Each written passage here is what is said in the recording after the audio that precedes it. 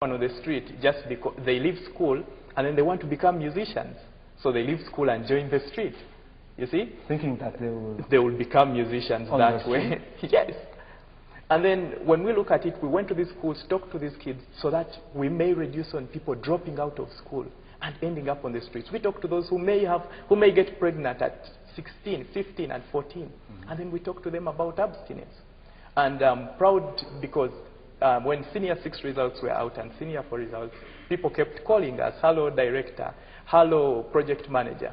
And they're like, because of you guys, I have 23 points. Because of you guys, I have these points and I'm coming to Makerere University too. That's what gives us joy. Wow. Yeah, so when we look at the, first of all, we looked at stopping more children from going on the streets. That's what we would call prevention. And then we look at those, now we are looking at those who are already on the streets and looking at also getting them off. Prevention, what kind of method did you use? Or what did you put in place to see with that, you know, you're effective in that other direction of preventing them from getting back on the streets again?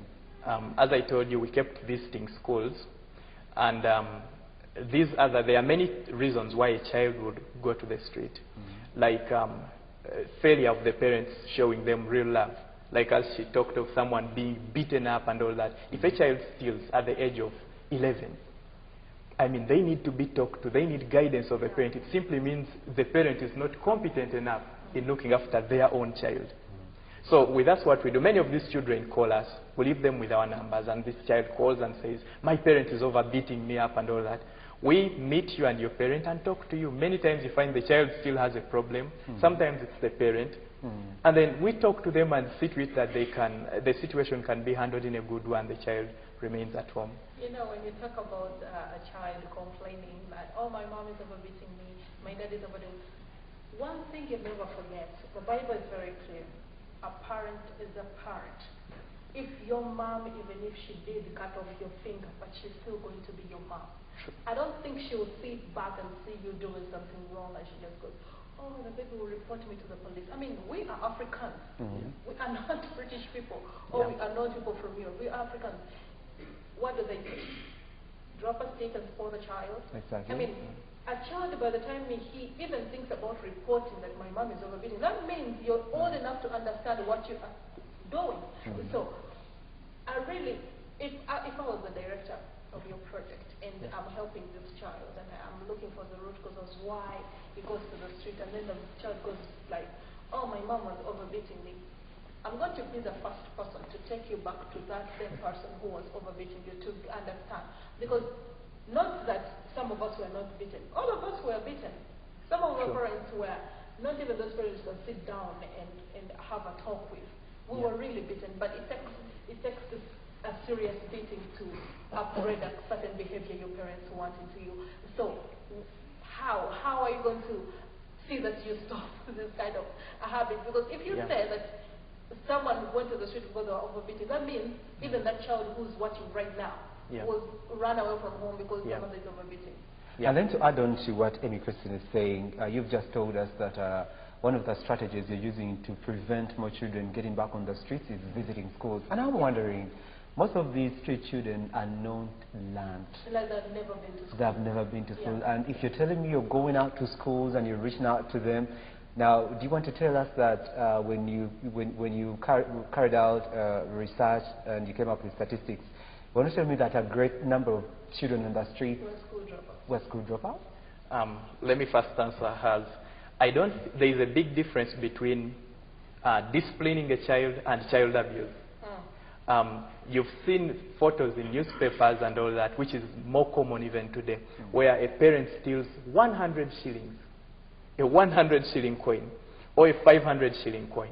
And then this is a girl of 8 years, and then the father holds a knife and then cuts her. I looked at one pic just yesterday. And then you find another one, the parent ties the legs up and then leaves the child there for 3 days, 4 days. I don't think that's disciplining a child. That's child abuse and brutality. But I've seen a scenario in my own village whereby this child, I found the father had tied him around the tree and he was serious, whipping him, like serious strokes, and I was like, geez, if it was me, I don't know if I could even be home. But this is a child who the parents was giving everything according to village life. You know, like you don't expect to have a laptop at home, but he was given everything he wanted. The next thing you know, he was in someone's garden, plowing, seriously, taking people's maize and taking them home. And the father stopped him, talked to him the first time. He did it the second time. The third time he was into was banana plantations, taking banana.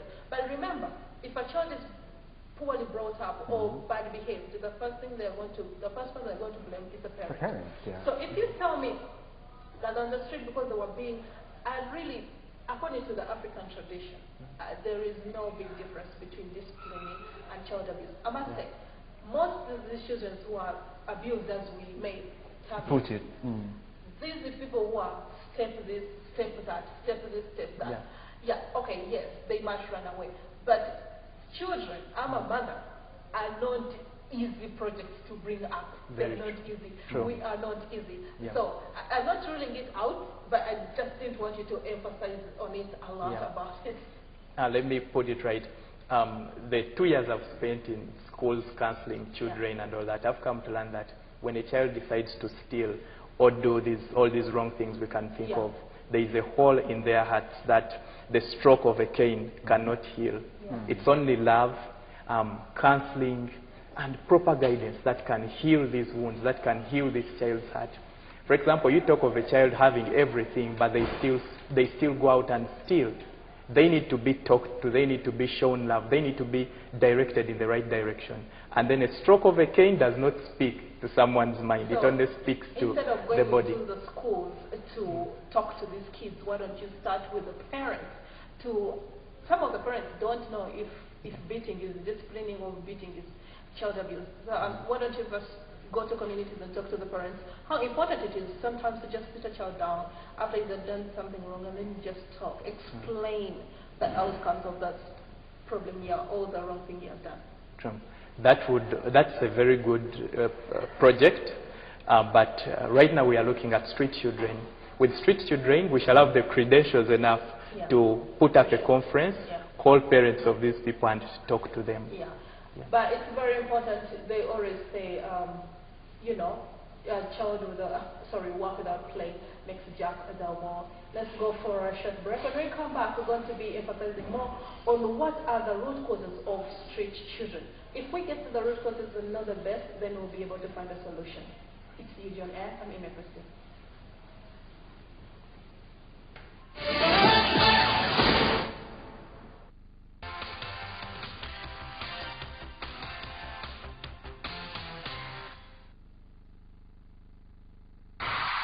The